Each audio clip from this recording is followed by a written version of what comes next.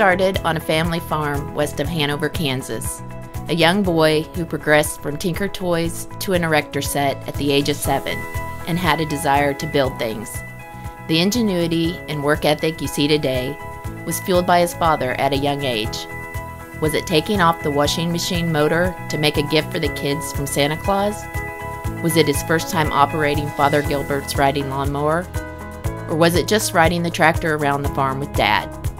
Well, I don't think any of us know the answers, but what we do know is today, this is Landoll Corporation.